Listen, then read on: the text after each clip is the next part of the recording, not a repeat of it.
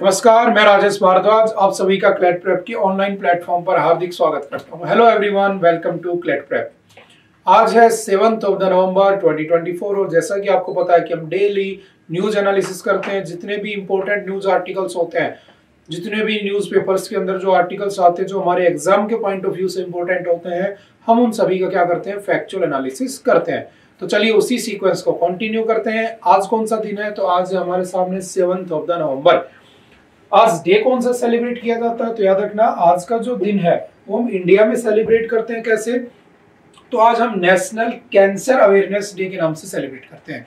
हम आज के दिन या इंडियन गवर्नमेंट आज के दिन क्या करती है कि लोगों के अंदर कैंसर जैसी जो बीमारी है उसके लिए अवेयरनेस फैलाने का काम करती है कि इसके कॉज क्या क्या होते हैं, ठीक है, इसको कैसे इसका ट्रीटमेंट किया जा सकता है, कौन कौन सी सरकार ने पॉलिसीज निकाल रखी है, ठीक है, वो सारी की सारी चीजों को इसमें के बारे में लोगों को क्या किया जाता है, अवेयर किया जाता है। ठीक है, तो चलिए स्टार्ट करते हैं आज के न्यूज़पेपर पे। वैसे अगर आपने देखा होगा, आपने कोई भी न्यूज़पेपर उठाकर देखा होगा, ठीक है, आप द हिंदू पढ़ते होंगे, आप द इंडियन एक्सप्रेस पढ़ते होंगे, आप टाइम्स ऑफ इंडिया पढ़ते होंगे, आप जो भी पढ़ते हैं, इवन मैं ये कहूंगा आप अगर दैनिक भास्कर भी पढ़ते हैं, ठीक है, आप अगर कोई दैनिक जागरण भी पढ़ते हैं, हरिभूमि भी पढ़ते हैं, कुछ भी पढ़ते हैं, आपने आज एक चीज कॉमन देखी होगी। वो क्या है? वो एक चीज कॉमन ही है कि जो आपके अमेरिका के इलेक्शंस हैं, है ना, उन अमेरिकी इलेक्शंस के बारे में जो डोनाल्ड ट्रंप है वो क्या हो चुके हैं, इस बार जीत कर दोबारा से क्या बन गए हैं, प्रेसिडेंट बन गए हैं। 47वें नंबर के प्रेसिडेंट बन चुके हैं अमेरिका के, और वो अब तक के सबसे ओल्डेस्ट प्रेसिडेंट ऑफ यूएस से बने हैं।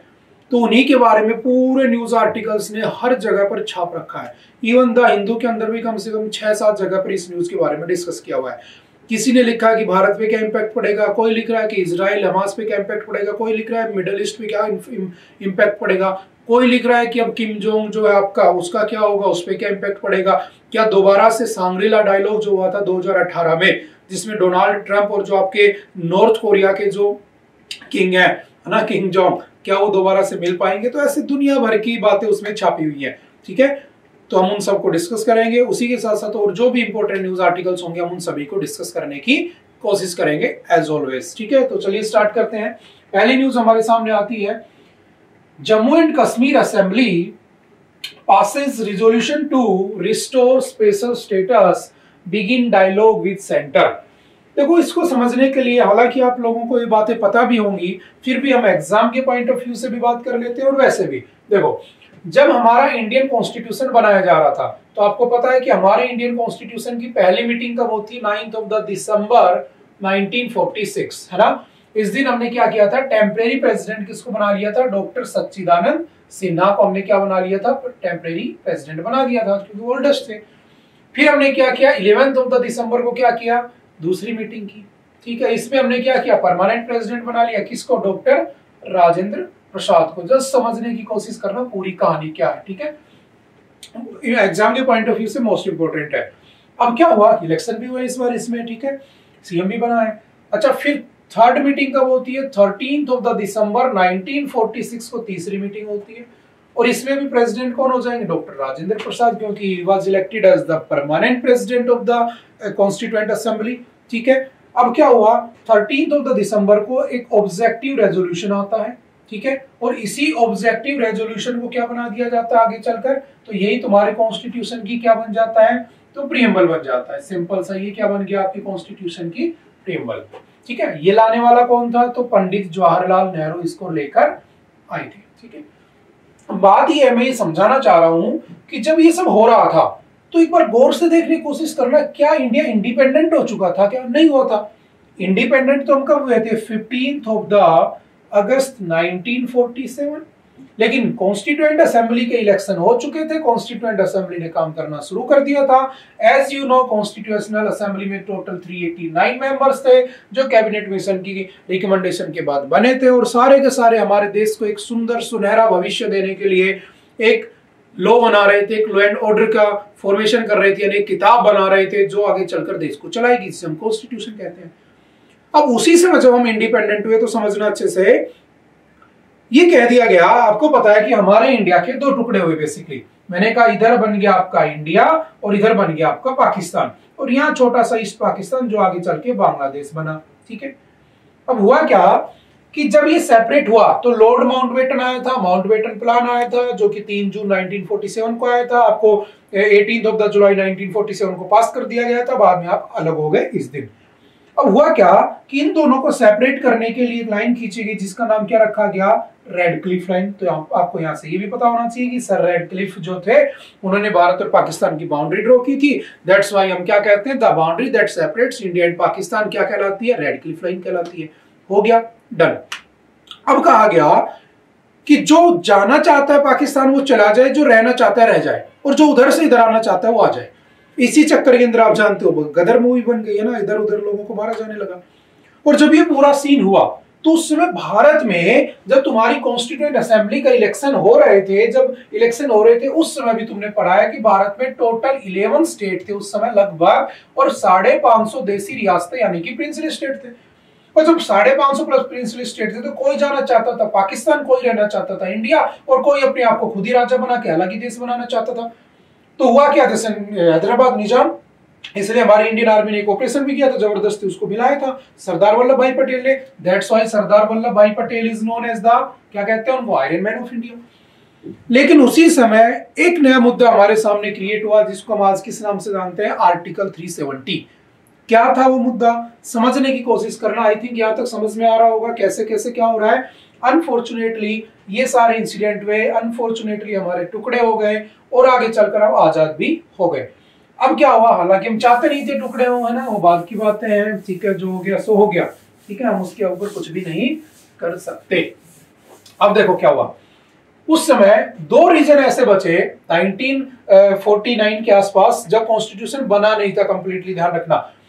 उस समय क्या हुआ, दो रीजन ऐसे थे, जैसे मैंने कहा, एक तो था आपका जम्मू एंड कश्मीर और दूसरा रीजन आपका कौन सा था, तो जूनागढ़, ठीक है। और जो जूनागढ़ है आपका, वो जूनागढ़ कहां पे है, तो आपके गुजरात में, ठीक है। और जो आपका जम्मू एंड कश्मीर है वो आप जानते हो कहां है। कहा गया कि अब मर्जी थी, जो जिधर जाना चाहता चला जाए। तो देखो जम्मू कश्मीर में दिक्कत क्या है कि यहाँ का जो राजा है ना, किंग, वो है हिंदू, हरि सिंह, ठीक है। लेकिन यहाँ की जो लोग हैं, यहाँ की जो प्रजा है, यहाँ के जो पीपल है, वो कैसे हैं, मुस्लिम मोस्टली। यहाँ उल्टा है, यहाँ पर जूनागढ़ का जो राजा है वो कौन है, मुस्लिम है। यहाँ की जो प्रजा है, यहाँ की जो पीपल है, यहाँ के लोग हैं यहाँ पर, वो कौन है, तो वो सारे मैक्सिमम हिंदू है। तब कहा गया ये किधर जाना चाहेंगे, तो राजा तो चाहेगा पाकिस्तान चला जाऊं, ये चाहेंगे इंडिया में रह जाए। यहाँ राजा चाहेगा इंडिया में रह जाऊं, जनता चाहेगी पाकिस्तान में। तो पंडित जवाहरलाल नेहरू और मोहम्मद अली जिन्ना बैठे और कहा गया कि एक काम करते हैं, वोटिंग करा लेते हैं। वोटिंग हुई, जब वोटिंग कराई गई, पहले जूनागढ़ में हुई, जब जूनागढ़ में हुई तो लोगों ने वोट किया, कहां स्टे करना चाहते हैं, तो they wanted to stay in India, वो इंडिया में रहना चाहते थे, उनको रख दिया गया, हो गया इंडिया में। अब मोहम्मद अली जिन्ना बोला कि भाई काम कर, जम्मू कश्मीर में भी करा ले। और जम्मू कश्मीर में कराने की बात हुई तो पंडित नेहरू मुकर गया, बोला नहीं ऐसी कोई बात ही नहीं हुई थी, ये तो राजा की मर्जी पे डिपेंड करता है। अब जो राजा था, जैसे ऐसा हुआ जम्मू कश्मीर की तरफ से, पाकिस्तान की तरफ से जम्मू कश्मीर के ऊपर अटैक कर दिया गया 1948, ठीक है। अब उसी चक्कर में तुम्हारे एलओसी बना, बाद में एलओसी चाइना के साथ, वो सारा अलग मैटर है। अब क्या हुआ, जैसे ऐसा हुआ तो राजा जो था वो रातों रात भागा और दिल्ली पहुंचा और उसने साइन कर दिया, भारत में मिला दिया। और उस समय कॉन्स्टिट्यूशन बन रहा था, हमारे पास कुछ था नहीं, क्या करना है क्या नहीं करना है। एकदम से क्या किया गया, आर्टिकल 370 को इंट्रोड्यूस कर दिया गया। और आर्टिकल 370 को इंट्रोड्यूस करके कह दिया गया कि देखो जो स्टेट होगा ना, जम्मू एंड कश्मीर, हम जम्मू एंड कश्मीर को एक स्पेशल स्टेट का स्टेटस देंगे। समझना बड़े ध्यान से, इसमें सारे आपके एग्जाम के पॉइंट ऑफ व्यू से सारी चीजें इसमें लिखी हुई है। कहा गया कि स्पेशल स्टेट का स्टेटस दे दो, तो 370 में डाल दिया, आर्टिकल 35 के ए में डाल दिया इसको, ठीक है, सिंपल सा, ठीक है। ये तो दोबारा चाहते हैं, जो न्यूज बनी हुई है, हो गया। कहा गया कि जम्मू कश्मीर में सारे के सारे राइट जम्मू कश्मीर सरकार के पास रहेंगे, स्पेशल स्टेट रहेगा, खुद का झंडा रहेगा, खुद का कॉन्स्टिट्यूशन रहेगा, सब कुछ खुद का है। बस तीन चीजें किसके पास रहेंगी, सेंटर के पास रहेंगी, सेंट्रल गवर्नमेंट के पास। कौन कौन सी तीन चीजें कही गई, तो याद रखना, पहला कहा गया कि जो फॉरेन अफेयर्स है, यानी कि कल को पाकिस्तान के साथ अगर कोई डील करनी है तो वो जम्मू कश्मीर नहीं करेगा, वो सेंट्रल गवर्नमेंट करेगी, तो फॉरेन अफेयर्स रख लिए सेंटर ने। दूसरा इसमें क्या हुआ, जो आपका डिफेंस था, ठीक है, जो आपके बॉर्डर डिफेंस था वो रख लिया, कल को जम्मू कश्मीर की आर्मी प्रोटेक्ट नहीं करेगी, या जम्मू कश्मीर की सॉरी पुलिस नहीं बॉर्डर पे रहेगी। जैसे राजस्थान हरियाणा का बॉर्डर अपना ना, तो यहाँ पर आर्मी थोड़ी ना, यहाँ पर तो राजस्थान के पुलिस वाले इधर खड़े रहते हैं, हरियाणा के पुलिस वाले इधर खड़े रहते हैं। तो कहा गया ऐसा नहीं होगा, यहाँ आर्मी रहेगी। और समझ में आ रही है, ऐसा कह दिया गया। अब अल्टीमेटली कहा गया, तीसरी चीज क्या की गई, तो जो आपका टेलीकम्युनिकेशन था, उस टेलीकम्युनिकेशन को क्या किया गया, सेंटर ने अपने पास ले लिया, बाकी सब जम्मू कश्मीर को दे दिया। टाइम चलता रहा चलता रहा चलता रहा, सरकारें आई गिरी। अब बताओ, मुस्लिम्स थे, जाना चाहते थे पाकिस्तान में, तुमने जबरदस्ती यहाँ रख लिया, मुसलमानों ने हिंदुओं को मारना शुरू कर दिया, कश्मीरी पंडित वाला एक नया इशू बन गया।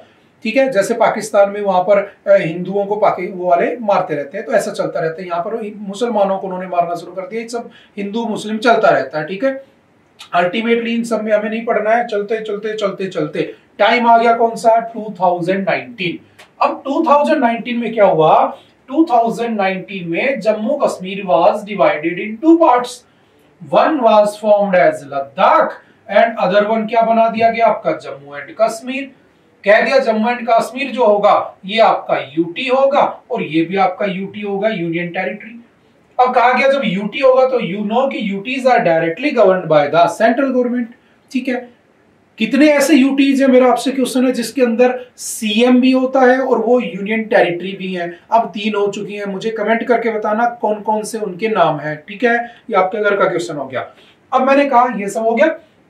अब 2024 में जम्मू कश्मीर में इलेक्शन हुए, 19 सीटों पर इलेक्शन हुए। ठीक है, वहां पर कांग्रेस अलायंस की जो सरकार है वो बन गई। जब सरकार बन गई तो अब उनका हुआ पहला सेशन। ठीक है, अब जो पहला सेशन हुआ, अब आते हैं मुद्दे पे। ठीक है, अब तक तो जस्ट चल रहा था, है ना। अब क्या हुआ, जब पहला रेजोल्यूशन जो पास हुआ, पहला बिल, उसमें इन्होंने कहा कि we want the special status to Jammu and Kashmir back. वो 370, वो 35 का ए, वी डिमांड अगेन, मतलब उन्होंने दोबारा से डिमांड किया कि हमें वो चाहिए। बेशक हम यूटी बन चुके हों, बेशक हम जैसे दिल्ली में केजरीवाल की सरकार है लेकिन दिल्ली यूटी है, हम ऐसे रह लेंगे, लेकिन हमें स्पेशल स्टेटस चाहिए। दैट मीन्स जो आपके 3 टॉपिक है, फॉरेन अफेयर्स, डिफेंस, टेलीकम्युनिकेशन, इनकी जो ऑटोनॉमी रहेगी वो सेंट्रल गवर्नमेंट के पास रहे, बाकी सारी जम्मू कश्मीर के पास होनी चाहिए, ये उन्होंने डिमांड कर दिया है। और इसके बाद जब ये बिल पास किया गया, जब ये रेजोल्यूशन पास किया गया, तो वहां के जो सीएम है उन्होंने क्या कहा, assembly has done it's job. अभी किसका काम है, सेंट्रल गवर्नमेंट का काम है, करे या ना करे।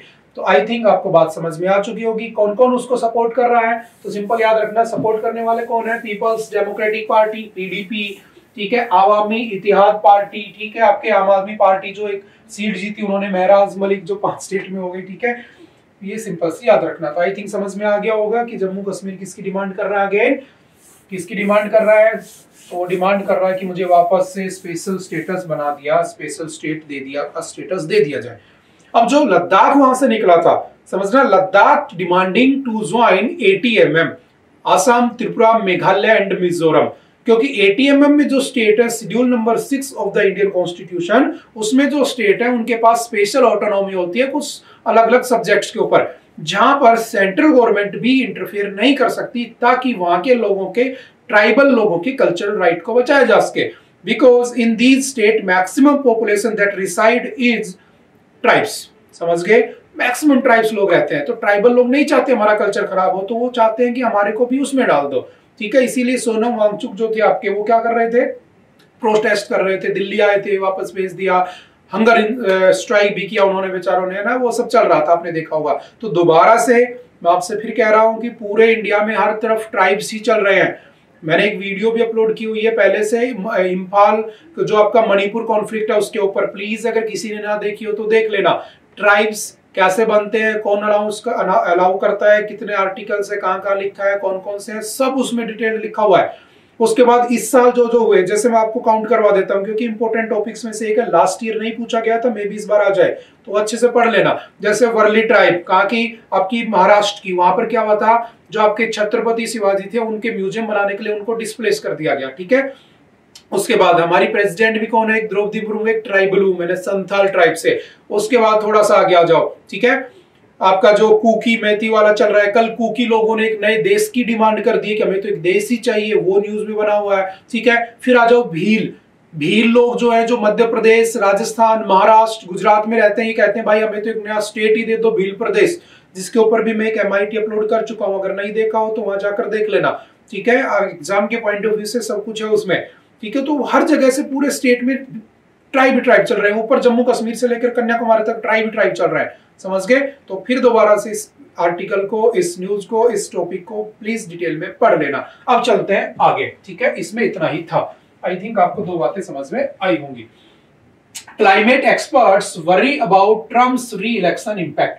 देखो अभी ट्रम्प जो है, ट्रम्प साहब वो दोबारा से क्या कर गए, जीत गए, प्रेसिडेंट बन गए, 47 नंबर के प्रेसिडेंट बन गए, ठीक है, ओल्डेस्ट प्रेसिडेंट बने हैं आज तक के, ठीक है। अब क्या हुआ, इसी पे आ जाते हैं। आपको पता है कि एनवायरमेंट के लिए बहुत सारी चीजें आपको पता है, जैसे मैंने कहा कि हमारा जो टारगेट ईयर है, कौन सा टारगेट ईयर, वो टारगेट ईयर जिसके अंदर हमने कहा था कि हम जो कार्बन है, कार्बन एमिशन, वो कार्बन एमिशन बिल्कुल क्या कर देंगे, जीरो कर देंगे, जीरो कार्बन एमिशन का टारगेट ईयर 2070 है ना, सारी चीजें पड़ी हुई है, जस्ट रिकॉल करना है, ठीक है। और वर्ल्ड का टारगेट ईयर कौन सा है, दुनिया का कौन सा है, तो आपको पता है 2050। अब इसको अचीव कैसे किया जा सकता है, तो इसको अचीव करने के लिए बहुत सारी चीजें लगाएगी, बहुत सारी स्कीम चलाएगी। फॉरेस्ट कंजर्वेशन एक्ट आया 1980 में, एनवायरमेंट प्रोटेक्शन एक्ट आया 1986 में, वाइल्ड लाइफ प्रोटेक्शन एक्ट आया 1972 में, तुमने आर्टिकल 48 के ए में जोड़ दिया, इसको तुमने फंडामेंटल ड्यूटीज में डाल दिया, हर जगह डाल दिया। कार्बन बॉर्डर टैक्स लगाए गए, बहुत सारी चीजें हुई। एक सबसे बड़ा प्रोग्राम होता है जो इन सब के लिए काम करता है, इस टारगेट को अचीव करने के लिए, that is known as COP. मैं कई बार पढ़ा चुका हूं, 1000 बार पढ़ लिया तुमने। सीओपी, कॉन्फ्रेंस ऑफ पार्टीज, इसकी इस बार 29th मीटिंग हो रही है, कहां पे, बाकू, और बाकू कहां पे है, अजरबैजान, ठीक है। अब इस मीटिंग में सबसे बड़ा रोल क्या है, ट्रंप का। देखो हुआ क्या था 2017 में यूएसए ने, जब ट्रंप वहां पे वो थे आपके प्रेसिडेंट, उन्होंने क्या किया था, इससे एग्जिट कर गए थे। USA was exerted from the COP यानी कॉन्फ्रेंस ऑफ पार्टीज ग्रुप से। क्यों, बिकॉज ट्रंप ने कहा था this is a very bad idea, बहुत गलत आइडिया ये, इतना पैसा खर्च होता है इसमें, इतना पैसा खर्च होता है, साल के $100 बिलियन का खर्चा आएगा, तब जाकर तुम ये सब कर सकते हो, और इतना पैसा किसी के पास नहीं है। दैट्स वाई आपको एक बात पता होगी कि ट्रंप को फॉलो करने वाला कौन है, उसका सबसे बड़ा सपोर्टर कौन है, एलोन मस्क है ना। इसीलिए उसको पता है कि तुम चाहे कितनी कोशिश कर लो, तुम चाहे कितनी जी जान लगा लो, तुम कभी भी इसको कम ही नहीं कर सकते। दैट्स वाई वो प्लान कर रहा है कि मैं लोगों को यहां से उठाकर कहां बसा दूं, दूसरे प्लेनेट पर ही बसा दूं, वो ज्यादा बेटर रहेगा। क्योंकि जिस दिन ये पूरा का पूरा कहते हैं ना, कयामत का दिन आएगा, सब कुछ खत्म होगा ना, सृष्टि का विनाश होगा, कुछ ह्यूमन रेस वहां भी सरवाइव कर जाए, समझ गए। तो सारी कहानी आप रिलेट कर सकते हो अल्टीमेटली, समझ गए। तो इस भाई ने उस समय एग्जिट कर गया, फिर धीरे धीरे कंटिन्यू होती रही। फिर आपके आगे कौन, जो बाइडन। जैसे बाइडन साहब आए तो उन्होंने 2021 में दोबारा से ज्वाइन कर लिया, आने के बाद अब दोबारा से फिर ट्रंप साहब आ चुके हैं। अब जो एनवायरमेंट के प्रोटेक्टर हैं, जो अपने आप को एनवायरमेंट का रखवाला कहते हैं, जैसे होते हैं ना धर्म के रखवाले से वैसे ही, तो उनका कहना है कि अब हो सकता है कि जो आपके ट्रंप साहब है वो यूएसए को वापस ना खींच ले। अगर यूएसए वापस चला गया तो जो सबसे बड़ा फंडिंग मिलता है उनको, सबसे बड़ा जो लोगों को बेनिफिट होता है कंट्रीज को है ना, वो नहीं मिलने वाला, ठीक है। तो देखते हैं उसमें क्या होता है। न्यूज आप समझ गए होंगे, आपको सीओपी कॉन्फ्रेंस ऑफ पार्टीज पता होना चाहिए, यूएनएफसीसीसी कब बना था वो पता होना चाहिए, अर्थ डे कब बनाते हैं वो पता होना चाहिए, 22 अप्रैल को है ना एनवायरमेंट डे कब बनाते हैं, 5 जून को एनवायरमेंट प्रोग्राम डे, सब चीजें डिस्कस की जा चुकी है पहले बहुत अच्छे से आपके साथ, ठीक है। तो प्लीज उन सब चीजों को रिकॉल कर लेना, ठीक है। ऐसा नहीं है, एक बार कई बार पढ़ाई जा चुकी है। उसके बाद चलते नेक्स्ट, हिमाचल सीएम सुक्खू है ना, सुक्खू जो है हिमाचल प्रदेश के सीएम, नाम है उनका है ना, launches water sports in Gobind Sagar lake to boost tourism. Tourism को बूस्ट करने के लिए उन्होंने गोविंद सागर लेक में क्या किया, स्पोर्ट्स स्टार्ट करवाए हैं, ठीक है। सिंपल याद रखना, जैसे आपको दो बातें पता होनी चाहिए, कहां पर है आपका जो आपकी गोविंद सागर लेक, तो ये गुरु गोविंद सिंह जी के नाम पर है। गुरु गोविंद सिंह जी कौन थे, तो आपके सिखों के 11th यानी कि 10th गुरु थे, 10वें गुरु थे सिखों के, ठीक है। लास्ट गुरु क्या नाम था, गुरु गोविंद सिंह जी, ठीक है, उन्हीं के नाम पर बना हुआ है, ठीक है। ऊना और बिलासपुर में है ये। कौन सा डैम है, बाखड़ा डैम है, उसी को कहते हैं, ठीक है। उसी के अंदर पानी भरा है, उनके जो रिजर्वायर है उसको कह दिया उन्होंने क्या, आपका गुरु गोविंद सागर लेक कह दिया, ठीक है। सतलुज रिवर के ऊपर बना हुआ है, और ये जो है इसको पहले वाटरफॉल सेंचुरी अनाउंस किया गया था 1962 में, सिंपल सा याद रखना, ठीक है। अब इसमें स्पोर्ट्स के लिए गेम चलाए जाएंगे, तो न्यूज में आ गया है ना, simple place in the news के हिसाब से पढ़ लेना। बहुत सारी लेक्स हैं भारत में, जैसे आपको पता होना चाहिए, फ्रेश वाटर की सबसे बड़ी लेक वुलर लेक है, ठीक है। आपके पास आपकी जो ब्रैकिस वाटर की सबसे बड़ी लेक है चिलिका लेक है, ठीक है। आपकी जो लार्जेस्ट सॉल्ट वाटर लेक है वो भी चिलिका है, लेकिन इंग्लैंड की बात करें तो सांबर है। लॉन्गेस्ट वेम्बानाड है, और वेम्बानाड कहाँ पे है तो आपकी केरला में है। और आपको पता होना चाहिए वेम्बानाड के ऊपर क्या होता है, एक बोट रेस होती है, ठीक है। काली स्नेक बोट रेस कहा जाता है जिसको, जिसमें बड़ी बड़ी बोट्स के ऊपर लोग क्या करते हैं, रेस करते हैं। उसके ऊपर कौन सा आइलैंड बना हुआ है तो वेलिंगटन आइलैंड बना हुआ है, ठीक है। तो ऐसे बहुत सारे मेजर प्लेस न्यूज में रहते हैं, तो please places in the news भी आ जाते हैं एग्जाम में, तो उस पॉइंट ऑफ व्यू से इसको थोड़ा सा याद रखना। जैसे यहाँ पर पुलिकट लेक है, इस पुलिकट लेक में आपके इसरो के दोनों लॉन्चिंग पैड बने हुए हैं, ठीक है। उसी के साथ साथ आपने देखा यहाँ पर एक कौन सी लेक बनी हुई है आपके इम्फाल के अंदर मणिपुर में, लोकटक। इस लोकटक पे क्या है तो दुनिया का world's only floating national park बना हुआ है यहाँ पे, है ना। तो कुछ कुछ स्पेशल भी है, इनके बारे में ध्यान रखना, ठीक है। जैसे चंडीगढ़ में एक ही लेक है, सुखना लेक है, ठीक है। भीमताल पुष्कर आपके राजस्थान में है, नल सरोवर गुजरात में है। तो जस्ट एक बार इनको गो थ्रू कर लेना तो आपको समझ में आ जाएगा। सबसे हाईएस्ट कौन सी है तो आपको पता है कौन सी, चोलामू लेक सिक्किम के अंदर, ठीक है। उसके बाद चलते हैं next. LMV license holders can drive transport vehicles weighing less than 7500 kg। देखो सुप्रीम कोर्ट का एक बहुत अच्छा जजमेंट आया है, बस दो बातें याद करनी, ज्यादा नहीं पढ़ना है। कहा उन्होंने कि मान लो मेरे पास लाइट मोटर व्हीकल का वो है लाइसेंस है, ठीक है, कार वार चला सकता हूं। अब कहा गया ट्रांसपोर्ट नॉन ट्रांसपोर्ट के व्हीकल्स होते हैं। आप देखो बहुत बार पुलिस वाले पकड़ लेते हैं, ट्रांसपोर्ट का नहीं है, दूसरे लाइसेंस से चला रहा है। तो सुप्रीम कोर्ट ने कहा कि जब कुछ गाड़ी चलाना सीख चुका है तो उसमें ट्रांसपोर्ट नॉन ट्रांसपोर्ट क्या करेगा, गाड़ी तो चला ही सकता है वो। हाँ ये हो सकता है बहुत भारी गाड़ी हो तो उसका बैलेंस करना, उसको डेली ना चलाता हो तो एक दिन अगर वो अचानक से लेकर निकले तो एक्सीडेंट होने के चांस है कि भाई भारी व्हीकल हो, मोड़ पे गिरा दे, जो भी है, पलट जाए, जो भी है। तो सुप्रीम कोर्ट ने साफ साफ क्लियर कर दिया कि जो आपका मोटर व्हीकल एक्ट 1988 का, सिंपल एक लाइन का क्वेश्चन है, कब आया था मोटर व्हीकल एक्ट 1988, इसके सेक्शन 10 के 2 के ई में थोड़ा सा चेंजमेंट करने को है और कहा है कि वो व्हीकल्स जो 7500 किलोग्राम से कम के हैं उनको LMV वाले भी चला सकते हैं, उसके ऊपर कोई चालान वगैरह नहीं होगा। दैट्स इट, समझ गए। ये आपको पुलिस वाले दिख रहे होंगे चालान काटते हुए, ठीक है, यही काम है इनका। नेक्स्ट कौन सा है, why did supreme court uphold UP Madrasa act. I think ये आपको आपने पढ़ लिया होगा, इसको मैंने आपके जो बेसिकली वो था जीके MIT चल रही है उसके अंदर भी लास्ट टाइम मैंने आपको पढ़ाया था कि जो यूपी के मदरसे हैं, तो मदरसा एक्ट है उसको दोबारा से क्यों उसको क्या किया गया, यूपी ने बैन किया, और अब उसको सुप्रीम कोर्ट दोबारा से क्या कर रहा है, उस पर स्टे लगा रहा है उसके बैन के ऊपर, ठीक है। कौन से आर्टिकल के अंदर, मैं दोबारा से दो बात रिपीट कर देता हूँ, मैं MIT में अच्छे से 1 घंटे तक ये पढ़ा चुका हूँ पहले आपको, ठीक है। वह क्या था, एजुकेशन सभी का राइट है, इनका राइट टू एजुकेशन छिन रहा था आर्टिकल 21 का A. Right to education act was passed in 2009, याद रखना एग्जाम के पॉइंट ऑफ व्यू से।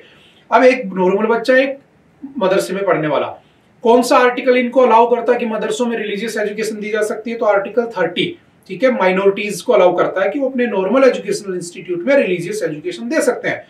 बट 28 आर्टिकल 28 क्या कहता है कि नॉर्मल एजुकेशनल इंस्टीट्यूट में हम मेजोरिटी वाले रिलीजियस एजुकेशन नहीं दे सकते। तो वहां पर क्या हो रहा था, सिंपल लैंग्वेज में समझना, वहां पर सिर्फ रिलीजियस एजुकेशन दी जा रही थी। जितने भी मदरसे हैं भारत में, यूपी के अंदर 16 से 17,000 मदरसे बने हुए, सब में इस्लामिक एजुकेशन दी जा रही थी। कल को बच्चा बाहर निकल के तुम समझ सकते हो क्या बनेगा, और दूसरा बच्चा जो सब कुछ पढ़ रहा है, math, science, English, general knowledge, वो क्या बन सकता है ना। तो अल्टीमेटली क्या होगा, फ्यूचर पे इफेक्ट पड़ेगा। तो कहा गया कि इनको बंद कर दो, लेकिन फिर सुप्रीम कोर्ट ने कहा कि ऐसा करना गलत है, उनका कल्चर खत्म हो जाएगा, माइनॉरिटी स्टेटस में है ना, तो उनको रहने दो, बस ये कर दो कि उनको कह दो कि वो मेन स्ट्रीम लाइन की एजुकेशन भी देंगे, दैट्स इट, ठीक है। आर्टिकल कौन सा है, 28, 30, कौन से वायलेट हो रहे थे, 21 का ये हो रहा था, ठीक है, 14 हो रहा था, वो सब हम पहले एक बार डिस्कस कर चुके हैं, काफी बार आ चुका है न्यूज में, that's why I am skipping it, ठीक है। फिर भी अगर कोई डाउट हो तो मुझे कमेंट कर लेना, नेक्स्ट टाइम जब भी क्लास होगी मैं दोबारा समझा दूंगा इसको, ठीक है, हालांकि कई बार पढ़ाया जा चुका है। PM Vidya Lakshmi scheme for higher education gets nod. देखो बहुत बार आपने देखा होगा, बहुत सारे बच्चे कहते हैं कि सर हमें पढ़ने के लिए प्रॉपर फैसिलिटीज नहीं मिलती है ना। लेकिन मैं एक बात बताऊं आपको, सरकार इतनी फैसिलिटीज लाती है, अगर कोई पढ़ने वाला बच्चा हो ना, और वो चाहे कितने गरीब घर में पैदा हुआ हो, अगर उसको प्रॉपर पता है, उसको गाइड कर दिया जाए, बेसिकली गलती हमारी अथॉरिटीज की भी होती है, वो बताते नहीं है, तो गरीब से गरीब बच्चा भी हायर एजुकेशन पा सकता है। उसको पता है 10वीं क्लास में अगर मैं 80% नंबर ले आया तो मेरे को सरकार हर महीने 10,000 रुपए देगी, पढ़ेगा, गरीब है पढ़ेगा, ऑप्शन ही नहीं है। 12th कर लिया, 12th में उसके पास ऑफर है कि अगर उसने ऐसा कर लिया कॉलेज में या 12th में इतने नंबर आए तो कॉलेज में उसको इतने रुपए की स्कॉलरशिप मिलेगी। वो पढ़ेगा, उसको मोटिवेशन है, वो पहुंच गया। फिर उसने मान लो प्री का एग्जाम क्लियर कर दिया, आईएएस का भी एक एग्जाम्पल ले लेता हूँ, तो मेंस के लिए भारत सरकार 1 लाख रुपए देती है तुम्हें कि भाई तुम मेंस की तैयारी करो, तुम आईएएस बनो, वो बच्चा बन जाएगा। अब बिल्कुल गरीब घर का अच्छा आईएएस बन गया, क्यों? क्योंकि प्रॉपर रास्ता पता था उसको। तो सरकार इतनी स्कीम्स लॉन्च करती है, पता ही नहीं होता है लोगों को, ठीक है। बस उसी स्कीम्स की लिस्ट में याद रखना एक नई स्कीम आई है, जैसे आप लोगों को प्रॉपर पता है कि मुझे कैसे पढ़ना है। हम तुम्हें कितनी बार बताते हैं कि बेटा ऐसे ऐसे ऐसे ऐसे ये रास्ता है, ये तुम्हें क्लैट की तरफ एनएलयू में लेके जा रहा है, ठीक है। 100 बच्चों को बोला, 5 बच्चों ने समझा, 3 बच्चों ने फॉलो किया, 2 बच्चे पहुंच गए, क्योंकि एक बच्चा इधर उधर भटक गया। मे भी 100 में से 50 ने सुना, 30 पहुंच गए, 20 रह गए। रेशियो कुछ भी हो सकता है, बात समझ में आ रही है? बस वही तरीका है, जिसको पता है वो उसका बेनिफिट उठा लेता है। व्हाट इज दिस, तो समझना कौन सी स्कीम है। तो स्कीम का नाम याद रखना, विद्या लक्ष्मी। समझ गए ना मैं क्या कहना चाह रहा हूँ? विद्या लक्ष्मी, विद्या लक्ष्मी स्कीम का नाम है। कैसी स्कीम है? सेंट्रल स्पॉन्सर्ड यानी सेंट्रल सेक्टर की स्कीम है, पूरा पैसा सेंटर का है। कितने रुपए की स्कीम है याद रखना है कि 1.3600 करोड़ रुपीस की स्कीम है। ईयर जरूर याद रखना, बहुत बार पूछ लेता है, फ्रॉम 2024 2025 टू 2030 2031 फर्स्ट, ठीक है, 5 साल के लिए इसको लॉन्च किया गया। सिंपल। कितने बच्चों को बेनिफिट होगा? 22 लाख प्लस बच्चों को बेनिफिट होगा। कोलेटरल फ्री और गारंटर फ्री लोन दिया जाएगा। आप इसके अंदर हायर एजुकेशन के लिए 7.5 लाख रुपए तक का लोन ले सकते हो, जिसके ऊपर आपको बिल्कुल मिनिमम इंटरेस्ट फ्री आपको लोन दिया जाएगा। अगर आपकी फैमिली 8 लाख पर एनम कमाती है, तो देखो इससे कम अगर कमाती है तो आपको सिर्फ और सिर्फ 3% क्या देना होगा? इंटरेस्ट देना होगा। और अगर आप बीपीएल में आते हो, मेरी तरह बिल्कुल ही बिलो पॉवर्टी लेवल में आते हो, तो सिंपल याद रखना, आपको कुछ नहीं देना पड़ेगा। समझ गए? सिंपल सा याद रखना, याद कर लोगे, ठीक है। बहुत सारी स्कीमें होती है, एक दिन डिस्कस करेंगे सारी स्कीम्स को, है ना, किसी दिन एमआईटी में इसको डिस्कस करेंगे, ठीक है। 3 runaway Yanadi tribe childrens found traced restored to the family. देखो ये बेसिकली यानाडी एक ट्राइब है। मैंने अभी कहा था ट्राइब्स क्या होते हैं, आर्टिकल कौन कौन से होते हैं ना, 340, 341, 342, एससी, एसटी, ओबीसी। रिजर्वेशन कितना है? तो एससी को 15%, एसटी को 7.5%, ओबीसी को 27%, ईडब्ल्यूएस को 10%, जनरल को 0%, है ना। वो सारी बातें आपको पता होनी चाहिए। बस उसी लिस्ट में एक ट्राइब दोबारा से न्यूज में आ गई, एक नई ट्राइब आ गई। क्या नाम है उसका? यानाडी। कहाँ की है? तो Yanadi tribe belongs to the Andhra Pradesh. और ये कैसे ग्रुप में है? PVTC. And you know how many PVTCs are in there in India? 75 PVTC, जिनमें मैक्सिमम पीवीटीसी कहां पर रहती है? तो मैक्सिमम रहती है आपकी उड़ीसा के अंदर, ठीक है। टोटल ट्राइब्स कितनी थी? 705 अकॉर्डिंग टू 2011 पॉपुलेशन सेंसस, ठीक है। अच्छा, ये कैसी ट्राइब है? तो याद रखना, एक्सट्रीमली पुअर्टी में रहती है और एक्सक्लूजन मतलब सोसाइटी से एक्सक्लूडेड है, जैसे कि आप पिक्चर में देख सकते हो, ठीक है। तो जस्ट 1 लाइनर का क्वेश्चन है, दैट्स इट, ठीक है। पॉपुलेशन इनकी कितनी है? लगभग 4-5 लाख की पॉपुलेशन इनकी बनी हुई है। पुअर्टी है, मालन्यूट्रिशन है, अनएम्प्लॉयमेंट है, इलिटरेसी है, जिसकी वजह से ये ऐसे बने हुए, होमलेस हैं, लैंडलेस हैं, ठीक है। सिंपल। और कौन कौन सी टाइप्स है वहां पे? तो चेंचस, कोयास, कोंडास, येरुलाक्स। चलो मुझे बताना, ये चेंचस एक बार पहले न्यूज में आ चुका है, और मैं उम्मीद करूंगा बिना देखे आप कमेंट करोगे कि हाँ सर ये हमने किसी हैंडआउट में पढ़ा था, आया था किसी न किसी, बताना, वरना मैं बताऊंगा अगली बार, ठीक है। ये ढूंढ लेना। नेक्स्ट कौन सा है? IOC welcomes India's interest in hosting the Olympic games. देखो ओलंपिक्स, आपको पता है कि ओलंपिक्स गेम्स जो है, modern Olympic games started from 1896 from the Athens, Greece. इससे पहले 3000 साल पहले ऐसा माना जाता है कि ग्रीस के अंदर ही होते थे ओलंपिक गेम्स, और उस जगह को कहते थे पेलोपोनीज, पेलोपोनीज में हुआ करते थे। वैसे माना जाता है कि मिड, अगर उसकी बात करूं तो 776 BC में भी होते थे। इसके प्रूफ है थोड़े से इसके प्रूफ है, ये तो मॉडर्न है, इसका तो प्रूफ है ही हमारे पास, ठीक है। अब कहा गया कि इस बार जो 141st इंटरनेशनल ओलंपिक कमेटी का सेशन हुआ, उस सेशन में कहां पर हुआ? मुंबई में। उसमें इंडिया ने अपनी इच्छा जाहिर की थी कि भाई हम भी चाहते हैं कि हम क्या करें, ओलंपिक को होस्ट करें। तो ठीक है भाई, तुम होस्ट कर लो, तुम्हारी इच्छा है। तो मे भी समझना, आईओसी ने उसके इंटरेस्ट को क्या किया? वेलकम किया कि हो सकता है कि हमें अलाउ कर दिया जाए। याद रखना, ओलंपिक की परमिशन नेक्स्ट ओलंपिक जो होता है उसके लगभग 7 साल पहले दे दी जाती थी। अब आजकल वो कम कर दी गई, 3-4 साल कर दिया गया। तो हो सकता है कि अगर हम 36 में करना चाहें तो 32 वाले के बाद हमें बताया जाए। समझ में आ रही है? अदरवाइज 7 साल से पहले लगभग बता दिया जाता है, तो अभी 7 साल में बहुत टाइम है। तो मे भी यहाँ पर करवा दिए जाए, सिंपल सा याद रखना। अभी हुए थे ना पेरिस ओलंपिक्स, आप लोगों ने पढ़ा था किसने अवार्ड जीते थे कितने नहीं जीते थे, है ना, मनु भाकर और ये सारे के सारे एथलीट्स जो थे सारे हमने पढ़े भी थे, ठीक है, सिंपल याद रखना। चाइना इससे पहले देखो आपकी एशिया की 3 कंट्रीज ने आज तक इसको किया है, एक तो चाइना कर चुका है, साउथ कोरिया कर चुका है, जापान कर चुका है 1964 में और 2020 के अंदर, ठीक है। एशिया के 3 कंट्रीज इसको होस्ट कर चुके हैं आज तक। इंडिया ने कभी होस्ट नहीं किया है, इंडिया ने अपनी इच्छा जताई है, तो मे भी इसको वेलकम कर दिया जाए, ठीक है। आपका जो ओलंपिक होता है उसमें 5 क्या बने हुए हैं, सर्कल रिंग्स बनी हुई है, जो आपके 5 कॉन्टिनेंट को क्या करती हैं, शो करती हैं।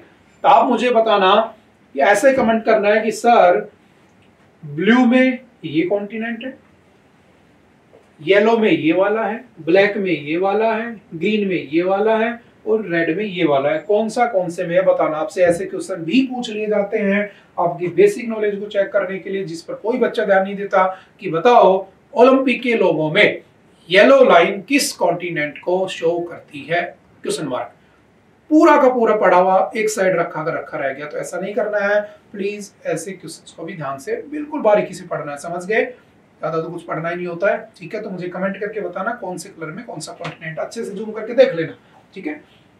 देखो ये पांचों के पांचों जो कॉन्टिनेंट है ये एक साथ मिले हुए हैं, इस बात का प्रूफ देते हैं कि भाई जो हमारे जो पांचों के पांचों कॉन्टिनेंट है ना उसके अंदर यूनिटी और डाइवर्सिटी है थ्रू स्पोर्ट्स, ठीक है।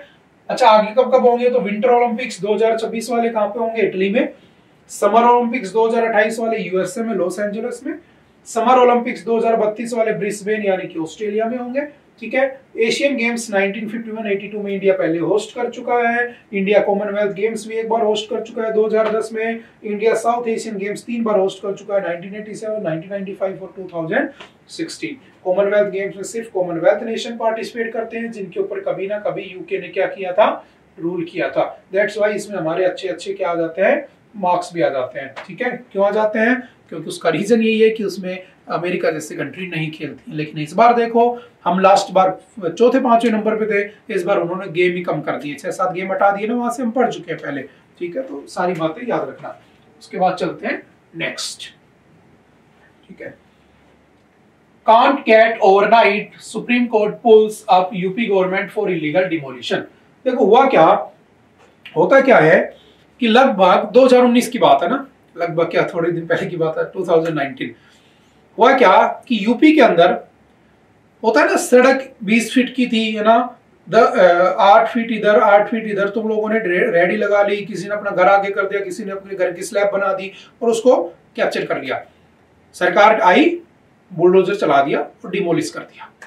तो 2019 का केस है, समझना। सबसे पहले मुझे ये बात, right to property is your fundamental right और लीगल राइट। तो याद रखना, right to property initially article 31 में था, जो आपका राइट टू प्रॉपर्टी एक फंडामेंटल राइट था, जो आपसे नहीं छीना जा सकता। फिर आपका केस आनंद भारती केस हुआ ना 1973, 24 अप्रैल 1973 को डिसीजन आता है। सबसे बड़ी बेंच बैठती है, आपके 13 जजेस की बेंच बैठती है, 7:6 में डिसीजन आता है। और उसके बाद जो आपका केस आनंद भारती केस के बाद आगे चल के बाय 44th, याद रखना, बाय 44th कॉन्स्टिट्यूशनल अमेंडमेंट 1978, आपका जो राइट टू प्रॉपर्टी था, राइट टू प्रॉपर्टी, उसको क्या किया गया, उसको आर्टिकल 31 से उठाकर आर्टिकल नंबर 300 के ए में डाल दिया गया, 300 के ए में डाल दिया गया। Now right to property is your legal right. क्या है आपका लीगल राइट है, पहले क्या था, फंडामेंटल राइट था। पहली बात तो ये, मतलब सरकार अगर चाहे तो तुमसे जब चाहे जमीन छीन सकती है, पहले ऐसा नहीं था, पहले नहीं छीन सकती थी, क्योंकि right to property was your fundamental right. Fundamental right का विलेशन नहीं हो सकता, अगर होता है तो सुप्रीम कोर्ट आपके लिए बचाने के लिए बैठा है, रिट्स की फॉर्म में वो हथियार लेकर बैठा है, ठीक है। आप पढ़ चुके हो। अब क्या हुआ, हो गया, फंडामेंटल राइट से हटा दिया। अब यूपी में क्या हुआ, किसी के घर को डिमोलिश कर दिया गया, वो भाई ने केस कर दिया सुप्रीम कोर्ट में। तो कल सुप्रीम कोर्ट के एक जजमेंट आता है, जिसमें आपके डीवाई चंद्रचूड़, जो आपके सीजीआई है ना, अभी नेक्स्ट संजीव खन्ना बनेंगे ना, जस्टिस जेबी पारदीवाला है और मनोज मिश्रा, इन्होंने डिसीजन दिया कि भाई देखो, can not act overnight. Supreme Court pulls up UP government का कि अगर मान लो इलीगल वो घर बना के बैठा था, तो एक बात बताओ, जब वो घर बना रहा था, जब वो नींव खोद रहा था, जब वो ईंटें लगा रहा था, जब वो कलर पेंट कर रहा था करके, जब तुम्हें नहीं दिखा, अब उसने घर बना लिया और उसके घर के अंदर उसकी माताएं बहनें, उसका फैमिली, उसका परिवार, उसका घर है, उसकी कमाई है ना, सब कुछ है, और तुम रात को जाते हो और उसको तोड़ देते हो। ये एक नेचुरल जस्टिस के अगेंस्ट है। जब तुम्हें बनाते बनाते वो नहीं दिखा तो गिराते गिराते उसको कम से कम एक बार बोलो तो सही कि भाई तूने गलत किया है, तुम इसको सही कर लो। बस सुप्रीम कोर्ट की सेम लाइनिंग है कि जो तुमने किया वो बिल्कुल अननेचुरल था, नेचुरल जस्टिस नहीं था। तुम्हें एक बार उसको कहना चाहिए था कि भाई इसको ये इलीगल बना है, नोटिस भेजना चाहिए था। भाई मतलब प्यार से नहीं बोलना, उसको नोटिस भेजना चाहिए था, ये गलत है, इसको हटा लो। तो अपने अंदर की जो भी उसकी पर्सनल चीजें थी वो हटा लेता, बाद में तुम हटा देते। इसका मतलब ये थोड़ी ना है कि जब बन रहा था तुम देखते रहे और जैसे बन गया तुम बुलडोजर लेके तैयार बैठे थे, जाके उसको तोड़ दिया। ये इलीगल है। समझ में आ रही है? तो इसी बात को लेकर यूपी गवर्नमेंट के ऊपर सुप्रीम कोर्ट ऑफ इंडिया ने फाइन लगा दिया 25 लाख रुपीस का। ये बहुत अच्छी न्यूज है अगर देखा जाए तो। लीगल के पॉइंट ऑफ व्यू से भी हमारे सभी स्टेट और सभी यूटीज को डायरेक्ट किया है किसने? सुप्रीम कोर्ट ने। अगर किसी स्टेट गवर्नमेंट ने, अगर किसी यूटी गवर्नमेंट यानी कि यूटीज ने अगर किसी के साथ ऐसा करने की कोशिश की तो वो क्या माना जाएगा? इलीगल माना जाएगा, उसमें सरकार के अगेंस्ट ही कार्रवाई हो जाएगी। समझ गए क्या स्टेटस है, क्या कहा गया, क्या मैटर था? समझ में आ गया? राइट टू प्रॉपर्टी पहले तुम्हारा लीगल राइट, फंडामेंटल राइट था, अब तुम्हारा लीगल राइट है। पहले आर्टिकल 31 था, अब आर्टिकल 300 का ए है। समझ गए? अब अगर सरकार लेना चाहती है तुमसे जमीन तो तुम्हें पैसे देगी, पैसे ना दे तो तुम हाई कोर्ट जा सकते हो, सुप्रीम कोर्ट नहीं जा सकते, because for the violation of the legal rights you can only go to आपके हाई कोर्ट। उसकी रीट कौन सी है? तो आर्टिकल 226 कौन सी रीट है? इंजंक्शन। उसके बाद 5 है, इसके बाद 6 है। इसलिए मैंने कहा था Supreme Court is less powerful than high court in case of the issuing writs. समझ के वो सारे मैटर याद रखना, खत्म। ठीक है, पढ़ लोगे इसको सिंपल। जैसे सुप्रीम कोर्ट ने कहा कि जो रोड वाइडनिंग करनी हो, रोड चौड़े करनी हो, इंक्रोचमेंट करना हो, तो उसके अंदर थोड़ा सा ध्यान रखना है। ठीक है, क्योंकि इससे देखो ह्यूमन राइट्स का वायलेशन हो रहा है। आपको पता है कि अगर कोई क्राइम करके जेल भी चला जाता है तो इसका मतलब ये नहीं है कि तुम उसको दिन भर पीटते रहोगे, जब आए 2 थप्पड़ मार दी, जब आए 2 लाते मार दी। भाई ठीक है, मर्डर कर दिया। एक ह्यूमन राइट्स नाम की भी चीज होती है ना, वो से मिलने चाहिए। इसलिए आपने देखा होगा फॉरेन की जेलों में मिलते हैं या नहीं मिलते हैं ना। इसीलिए तो हमारा ह्यूमन राइट्स कमीशन जो है, नेशनल ह्यूमन राइट्स कमीशन, उसका स्टेटस ए से बी में डाल दिया यूनाइटेड नेशन के HRC ने। वो सब भी हम पढ़ चुके हैं पहले। समझ गए? तो घर बना लिया, लेकिन राइट तो है ना, इंसान तो है वो। फंडामेंटल राइट का वायलेशन हो रहा है। ठीक है, राइट टू लिव, आधी रात को डा दे रहे हो है ना, सोते हुए को तुम डिस्टर्ब नहीं कर सकते। आर्टिकल 21 राइट टू स्लीप भी है ना। तो वो सारी चीजें हैं। रूल ऑफ लॉ, ये अपने आप में रूल ऑफ लॉ को क्या करता है? वॉयलेट करता है। कल को सरकार की क्या दिखाता है? सरकार की मनमर्जियां दिखाता है। समझ गए? आई थिंक समझ में आ चुका होगा क्या पढ़ना है, क्या मैटर है, क्या नहीं है। और मैं बुलडोजर बाबा की बात नहीं कर रहा हूँ। ठीक है, देखो जो व्हीकल से एमिशन होता है, ठीक है, पोल्यूशन होता है, वो सबसे ज्यादा होता है दिल्ली के अंदर। देखो अभी आपने देखा होगा दिल्ली में पोल्यूशन होता रहता है ना। कभी दिल्ली समझना, कभी दिल्ली कहता है पोल्यूशन जो हो रहा है वो स्टबल बर्निंग से हो रहा है, कभी कह रहा है व्हीकल से हो रहा है, कभी कह रहा है दिवाली पे पटाखे मत जलाओ ना। ऐसा होता रहता है। तो अभी एक डाटा आया जिसमें पता चला कि दिल्ली में जो पोल्यूशन है ना, ध्यान समझना, 34.97% जो पोल्यूशन है वो दिल्ली के अगल बगल के स्टेट से आता है, यानी स्टबल बर्निंग से आता है। ठीक है, वो अभी अक्टूबर नवंबर में आएगा, क्योंकि नई फसल लगाने के लिए वो लोग जला देते हैं। 30.34% दिल्ली के लोकल सोर्सेज से आता है। लोकल सोर्सेज मतलब वहां की फैक्ट्रीज, चिमनियां लगी हैं, फैक्ट्रीज, माइनिंग जो भी हो रहा है ना, व्हीकल्स ये सब। 8.19% फार्म फायर से होता है ना, खेतों में जो आग लगा देते हैं। ठीक है, जंगल में आग लग जाती है, उससे आता है। व्हीकल से 51% आता है, इन सारों में व्हीकल भी अगर काउंट कर लो तो। और डस्ट पार्टिकल से 3.7% आता है। लेकिन ये रेस्पॉन्सिबल किसको ठहराते हैं? स्टबल बर्निंग को। ठीक है, देखो होता क्या है समझना, मैंने कहा था कि जब किसी मिनिस्टर को जाना होता है तो 10-10, 20-20 गाड़ियां साथ चलती हैं। लेकिन जब वही मिनिस्टर जब कभी ज्ञान की बात करता है, हालांकि ज्ञानी है नहीं, बहुत कम ज्ञानी मिनिस्टर्स हैं जिनकी कमी की वजह से हमें ऐसा देखना पड़ रहा है हमें। मान लो उसने बोला कि हमें एक बस का यूज करना चाहिए जिसमें 70 लोग एक साथ आ सकते हैं, एक साथ 70 गाड़ियां खड़ी, एक साथ 70 लोग एक बस में है। पॉल्यूशन कौन कम करेगा? बस। ठीक है, लेकिन जब वो खुद पे आती है तो उसको फॉलो नहीं करते हैं। तो वो बात की बातें, हम उसके ऊपर नहीं जाएंगे, पर पहले ही मैं समझा चुका हूं। ठीक है, लेकिन बस याद रखना ये जो पूरा का पूरा मैटर, जैसे इसके लिए दिल्ली एक स्कीम भी लाया था, OD1 का कॉन्सेप्ट याद है आपको? OD1 का कॉन्सेप्ट, चलो दुनिया में सबसे पहले कहां पर आया था OD1 का कॉन्सेप्ट, ये मुझे बताना, ये तुम्हारा घर का क्वेश्चन है। ठीक है, उसमें क्या था, एक दिन ऑड नंबर की गाड़ियां चलेंगी, एक दिन इवन नंबर की गाड़ियां चलेंगी। हालांकि इससे पॉल्यूशन कंट्रोल में आया, ठीक है, लेकिन क्यों ना तुम ऐसा कर दो, जस्ट मेरा सजेशन, क्यों ना तुम ऐसा कर दो कि घर में अगर 5 लोग हैं तो 2 ही गाड़ी अलाउड है, सिंपल। 3 लोग हैं, 1 ही गाड़ी अलाउड है। तुम कहोगे नहीं सर हम तो पैसे वाले, हम तो खरीदेंगे, नॉट अलाउड। एक बस में जाए, एक बाइक पे जाए, एक गाड़ी में जाए। अगर तुम ऐसे स्ट्रिक्ट रूल्स नहीं बनाओगे तो नहीं होगा। जैसे आज मुझे कमेंट करके बताना, आज की न्यूज है, कल की द हिंदू में आएगी, आज ही हुई है। कौन सा ऐसा देश बना है जिसने बिलो 16 इयर्स एज, है ना, तुमसे थोड़े छोटे जो बच्चे हैं ना, उनकी एज तक सोशल मीडिया की यूज पर बैन लगा दिया। अब वहां के लोग ये थोड़ी ना कहेंगे सी हमारा बच्चा तो आपके इंटरनेशनल मैडम इंटरनेशनल कॉलेज में पढ़ता है, स्कूल में पढ़ता है, और इस बच्चे का तो होमवर्क ही ऑनलाइन होता है, इस बच्चे को तो रात को पढ़ाया ही हो जाता है, तो सोशल मीडिया में तो कनेक्ट रहेगा, ये तो यूट्यूब देखेगा, ये तो इंस्टाग्राम पे कनेक्ट ही रहेगा। तो कह दिया भाई ऐसा नहीं है, 16 साल से नीचे, मतलब 16 साल से नीचे कोई सोशल मीडिया अकाउंट यूज नहीं करेगा जो बच्चा है। समझ गए क्यों लाया गया? ताकि सोशल जो सोसाइटी बन रही है आजकल, तुम देखते हो ना सोसाइटी कैसी हो चुकी है, वो ऐसी ना रहे। समझ गए? तो इसमें भी कुछ ऐसा ही करने की नीड है। समझ गए? लेकिन ये फालतू के एलिगेशंस एक दूसरे पे लगाते रहते हैं, खत्म। याद क्या रखना है, देखो एक रिपोर्ट आई है, वर्ल्ड एयर क्वालिटी रिपोर्ट 2023, ठीक है। इसको रिलीज कौन करता है? Published by the Swiss organization IQAIR इसको रिलीज करता है।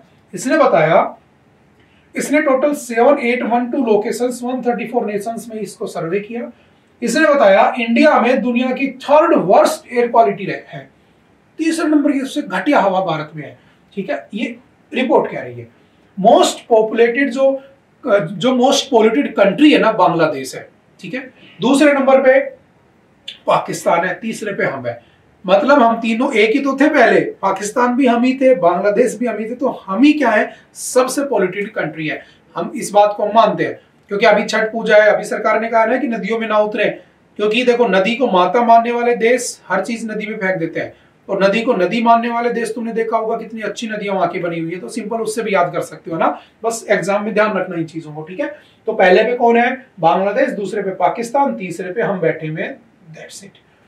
मोस्ट पॉल्यूटेड कैपिटल कौन है? Delhi, Bharat. Most polluted metropolitan Begusarai, Bihar. 10 out of 11, अगर टॉप 11 सिटीज की बात करूं तो टॉप 11 में टॉप 10 भारत की हैं। तो आप देख सकते हो कि तुम क्या कर रहे हो। WHO ने कहा है, अभी वर्ल्ड हेल्थ ऑर्गेनाइजेशन है, कि भारत में जो लोग 96% पॉपुलेशन जो है ना, जिसमें हम भी आते हैं, आप बस हिली रीजन्स को छोड़ दो, हम सब उसी में आते हैं। हम लोग जितना हमें पोल्यूशन का कंजम्पशन करना चाहिए ना, जितनी घटिया एयर हमें लेनी चाहिए ताकि हम अच्छे से जिंदा रह सके, उसका 7 गुना ज्यादा हम क्या करते हैं, कंज्यूम करते हैं, ठीक है। अगर पूछे एक्ट कब आया था, तो the air prevention and control of pollution act was enacted in 1981 and amended in 1987। तो एक्ट कब आया था? 1981 में। एग्जाम से याद रखना कौन कौन से आर्टिकल वोलेट हो रहे हैं। 21 right to life, right to live, ये सब इसमें वोलेट हो रहे हैं, ठीक है। Next, what Trump 2.0 means for India? Donald Trump sweeps the battleground states in West Asia under Donald Trump। ये भाई कह रहा है स्टैनली जोनी, है ना, स्टैनली जोनी क्या कह रहा है कि भाई जो वेस्ट एशिया है वो डोनाल्ड ट्रम्प के रूल में कैसी रहेगी, वो कह रहा है कैसा रहेगा, वो कह रहा है कैसा क्या सीन रहेगा। तो हम इसको डिस्कस कर लेते हैं अच्छे से। ये आपके सामने है डोनाल्ड ट्रम्प जी, ये आपके सामने है कमला हैरिस। ये मेजोरिटी 270 की थी, इसको पार कर गए और क्या बन गए, यूनाइटेड स्टेट्स ऑफ अमेरिका के क्या बन गए, प्रेसिडेंट बन गए। 47वें नंबर के प्रेसिडेंट, सबसे ओल्डेस्ट प्रेसिडेंट, ठीक है। सिंपल। कितने साल के हैं? 78 ईयर के हैं, ठीक है। अब थोड़ा सा आगे चलने की कोशिश करते हैं। अब देखो इसको ऐसे समझ लो ना, हम ज्यादा इसमें नहीं जाएंगे, अभी 1-2 दिन रुक जाते हैं, फिर और अच्छी अच्छी न्यूज आएंगी इसके ऊपर, है ना। बस इतना समझ लो। एक कह रहा है कि इसका इंपैक्ट क्या पड़ेगा, तो देखो ऐसा समझ लो, मैंने कहा ये है आपका जो बाइडन, ठीक है। ये मैंने कह दिया आपका कौन है, आपके ट्रंप साहब, और ये मैंने रेस्ट ऑफ वर्ल्ड कह दिया, ठीक है। मैंने यहाँ चाइना लिख दिया, ठीक है, मैंने यहाँ इंडिया लिख दिया। सब पे क्या इंपैक्ट पड़ेगा? तो सिंपल समझना, मिडल ईस्ट की अगर मैं बात करूं तो मिडल ईस्ट में किसका कॉन्फ्लिक्ट चल रहा है? इजराइल और ईरान है बेसिकली। ईरानी तो वहां पे हिजबुल्लाह बना के बैठा है, ईरानी तो वहां पे हमास बना के बैठा है। पढ़ चुके हो अच्छे से, मैंने वीडियो डाल रखी है। अब क्या हुआ जो बाइडन है, बाइडन ने क्या किया था, किसका सपोर्ट कर रहा था वो? तो बेसिकली सपोर्ट कर रहा था किसका? इजराइल का, ठीक है। अल्टीमेटली वो सपोर्ट कर रहा था किसका? ईरान का भी। वो कह रहा था लड़ाई इसको कह रहा था तुम भी शांत कर दो, इसको कह रहा था तुम भी शांत कर दो, अल्टीमेटली दोनों की तरफ था। जब ट्रंप आया तो ट्रंप क्या करेगा? ट्रंप सीधा दुश्मन है किसका? ईरान का, उसको सीधा अपना काउंटर मानता है। अब एक बात समझना, ये मैंने ऐसा क्यों कहा कि ईरान और इजराइल का सपोर्टर, समझना ये ईरान को भी सपोर्ट कर रहा था कि भाई इजराइल ना मारे, इसको भी सपोर्ट कर रहा था। आपको पता है, देखो ये लड़ाई, अगर मैं आपसे एक बात कहूं ना, कॉमन सी बात, ठीक है, कि क्या युद्ध खत्म होगा, क्या लड़ाई खत्म होगी? कभी नहीं होगी, क्योंकि इस लड़ाई से बेनिफिट कौन ले रहा है? मैंने कई बार समझाया, अमेरिका, रशिया हालांकि कमजोर हो गया थोड़ा सा आजकल, वो अच्छे से डाइट नहीं दे रहा, कमजोर हो गया बेचारा। अमेरिका, फ्रांस क्या बेचते हैं? हथियार। जब तक हथियार बिकते रहेंगे तब तक ये देश खुश हैं, और हथियार जब तक बिकते रहेंगे जब तक लड़ाई है। बात समझ में आ रही है? तो लड़ाई तो खत्म होने वाली है नहीं, बस एक्साइटमेंट है कि ट्रंप इजराइल के लिए क्या करेगा। अरे कुछ नहीं करेगा। एक ग्रुप बना था, समझना, I2U2, याद है? 2 I है इसमें, 2 U है इसमें। एक I है आपका इंडिया, ठीक है, एक I है इसमें आपका इजराइल, ठीक है, एक U है USA, एक U है UAE। एक तरफ इजराइल का भी सपोर्ट करता है अमेरिका, एक तरफ ईरान को भी कहता है। अगर मैं यहाँ पे रशिया ले लूं तो रशिया के अंदर आपको पता होगा कि जो आपका पुतिन है, ठीक है, पुतिन, और एक तरफ कौन है? ट्रंप। अभी ट्रंप जब कंपेनिंग चल रही थी तो कह रहा था कि अगर कमला हैरिस जीती तो जो पुतिन है वो उसको कच्चा चबा जाएगा, नाश्ते में खा जाएगा, ऐसे स्पीच दे रहे थे। तो अल्टीमेटली ये क्या कर लेगा? कुछ नहीं कर पाएगा। क्यों नहीं कर पाएगा? क्योंकि तुमने बीच में एक न्यूज पढ़ी होगी कि जो आपके एलोन मस्क है, जो इसको सपोर्ट कर रहे थे, $1 मिलियन पर डे लोगों को बांट रहे थे इनके लिए, ट्रंप के लिए, उनके सीक्रेट रिलेशंस है, उनकी सीक्रेट मीटिंग होती रही है इन पिछले 4-5 सालों में, जब तक जो बाइडेन प्रेसिडेंट थे। किसके साथ? पुतिन के साथ। तो पुतिन और ट्रंप का रिलेशन जो है वो तो वैसे मिस्ट्री, आज तक मिस्ट्री है, समझ ही नहीं आता। तो जरूरी नहीं है कि वो इसको साथ देगा। जैसे ये जीता, इधर से रशिया और किसके बीच लड़ाई चल रही है? यूक्रेन के बीच लड़ाई चल रही है। अब यूक्रेन वाला दुखी हो गया बेचारा जेलेंस्की, क्योंकि ये सीधा इसका अपोज करता है। हालांकि इसने कह दिया रशिया ने कल कि हम क्या करेंगे, पीस मेंटेन कर लेंगे, लेकिन मैंने वही कहा, इन दोनों के रिलेशंस मिस्टीरियस हैं, किसी को नहीं पता है। तो जो भी होगा अनप्रेडिक्टेबल ही होगा। ऐसा नहीं है कि पीस मेंटेन हो जाएगी, पीस कभी नहीं मेंटेन होने वाली, क्योंकि जब तक हथियार बिकते रहेंगे इनके पैसे छपते रहेंगे। समझ में आ गया? कल को मान लो पाकिस्तान भारत पे अटैक कर दे, अमेरिका ही करवा दे, भारत क्या करेगा? तुरंत 5 लाख करोड़ रुपए की कोई डिवाइस खरीद लाएगा, है ना, आयरन डोम जैसे लाखों करोड़ रुपए का प्रोजेक्ट ले आएगा, वो तो पैसा कमा गया ना। बस सिंपल सा याद रखना, ठीक है? तो ज्यादा भावनाओं में नहीं बहना है कि ये कर देगा वो कर देगा, ऐसा कुछ नहीं होने वाला है। हाँ, कुछ लोग खुश हैं, जैसे किम जोंग ने कहा था कि मैं चाहता हूं कि ट्रंप बने। क्यों? क्योंकि किम जोंग से ट्रंप मिले थे 12 जून 2018 को सांग्रीला डायलॉग में, है ना, दोनों मीटिंग किए थे, बैठे थे साथ में। तो ये तो चाहता है कि ट्रंप बने। अब देखो, ट्रंप एक तरफ दुनिया में पीस की बात करता है, ट्रंप एक तरफ दुनिया में किम जोंग से मीटिंग की बात करता है, एक तरफ और पुतिन से रिलेशंस बनाता है। तो अल्टीमेटली समझ गए ना? ऐसे समझ सकते हो। देखो, जो आपका अमेरिका था ना, वो निकला था कि चलो रशिया यूक्रेन की लड़ाई बंद करवा के आता हूं, लेकिन रास्ते में इजराइल हमास पे लड़ाई कर दिया, तो वहीं बिजी हो गया।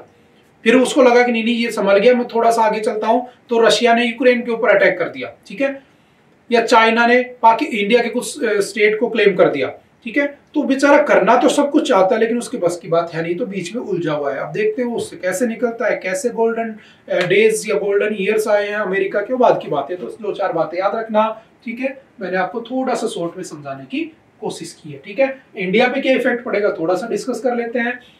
अच्छा देखो, अभी आपने एक चीज पढ़ी थी, अब्राहम अकॉर्ड, ठीक है।